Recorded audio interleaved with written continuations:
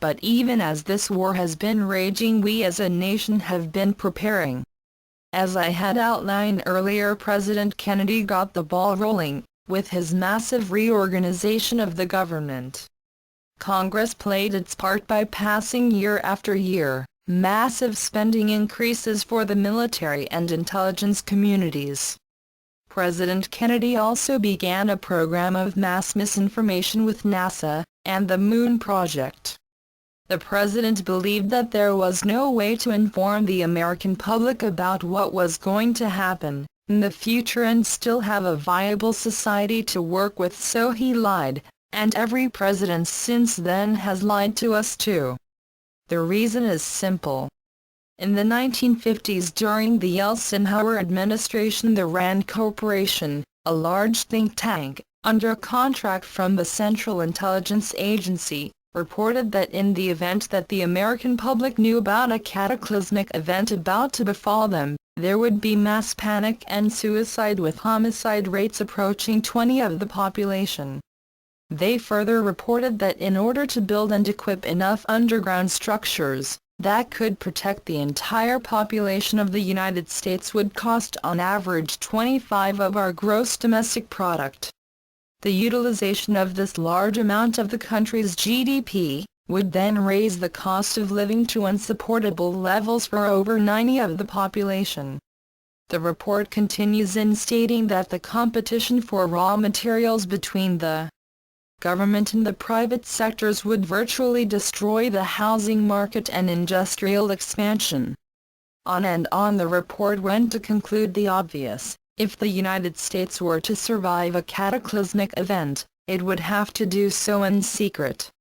So under President Kennedy's direction, the government began a long-term project to ensure our country's survival, even if our country ceased to exist. But no sooner than this process began, its leader, our president, was killed. The gods weren't going to take our preparations lying down. But neither were we going to allow them to have the final say. Under the new governmental structure that President Kennedy was able to start before he died, there was fortunately enough of the process started to ensure that neither President Johnson nor Congress could stop it. The massive funding required for both the Vietnam War defense and intelligence and NASA funding ensured our protection. Billions of secret funding, of course, being added to each appropriation bill, but funneled instead to Homeland Defense. In order to ensure an uninterrupted supply of resources, we also knew that we would have to keep control of the power structure of the government, the presidency specifically. So in 1968 it was decided that Robert Kennedy, the late president's brother, would be the perfect choice to continue the plans his brother had started. But it was not to be.